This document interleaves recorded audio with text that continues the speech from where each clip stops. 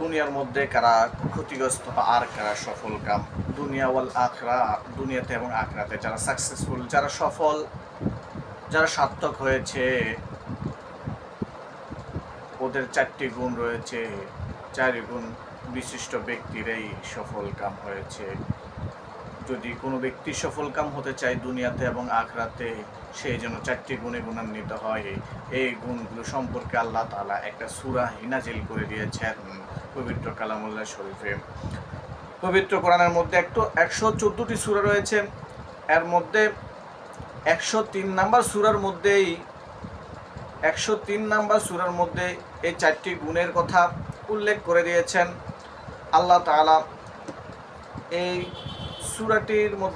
সূরাটির নাম হচ্ছে সূরাতুল আসর।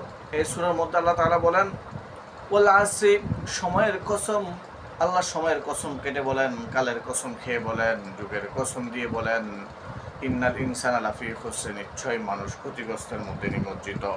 সকল মানুষ ক্ষতিগ্রস্ত, শুধুমাত্র তারা ছাড়া, ইল্লাল্লাযিনা আমানু, যারা ঈমান এনেছে, ওয়া আমিলুস সালিহ, আমলে সালেহ করেছে, সৎ কাজ করেছে, ভালো কাজ করেছে, কল্যাণকর কাজ করেছে, আল্লাহ তাআলার হুকুম আহকামকে পুরা করেছে,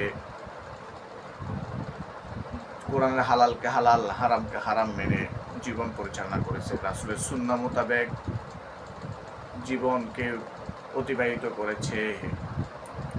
যেই ব্যক্তি আমলে সালেহ করেছে, 1 নাম্বার ঈমান এনেছে, 2 নাম্বার আমলে সালেহ করেছে, 3 নাম্বার ওয়াতাওয়াসাউ বিল হাক্কি, হকের উপর অটল অবিচল থেকেছে, মানুষকে হকের পথে, দ্বীনের পথে, সত্যের পথে, ন্যায়ের পথে, কল্যাণের পথে, ইহদিনাস সিরাতাল মুস্তাকিমের পথে আহ্বান করেছে।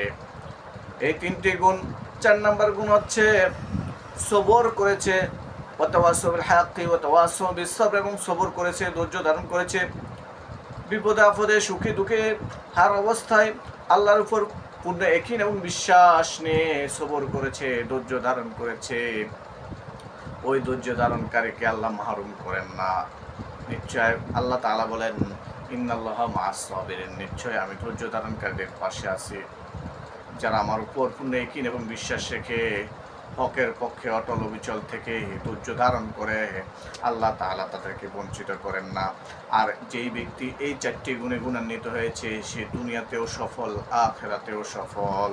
আর এই 4টি গুণ বিশিষ্ট ব্যক্তিবর্গ ছাড়া বাকি সবাই ক্ষতিগ্রস্তের মধ্যে। এটা আমার কথা নয়, এটা আল্লাহ তাআলার কথা। আল্লাহ তাআলা সময়ের কসম দিয়ে বলে দিয়েছেন যে আল্লাহ আসরি, ইন্নাল ইনসানা লাফি খুসর, নিশ্চয় মানুষ ক্ষতিগ্রস্তের মধ্যে, ইল্লাল্লাযিনা আমানু ওয়া আমিলুস সালিহাতি ওয়া তাওয়াসাউ বিল হাক্কি ওয়া তাওয়াসাউ বিস সবর। অতএব এই 4টি গুণ বিশিষ্ট ব্যক্তি আমরা যেন নিজেকে করতে পারি, 4টি গুণে গুণান্বিত হতে পারি এবং ঈমানের বলে বলিয়ান হয়ে আমলের সাজে জীবন সজ্জিত করতে পারি। আল্লাহ তাআলা যেন আমাদেরকে সকলকেই তৌফিক দান করেন। আমরা এই দোয়া করে আজকের আলোচনায় ইতি টানতেছি। ওয়া আখির দাওয়ানা আলহামদুলিল্লাহি রাব্বিল আলামিন।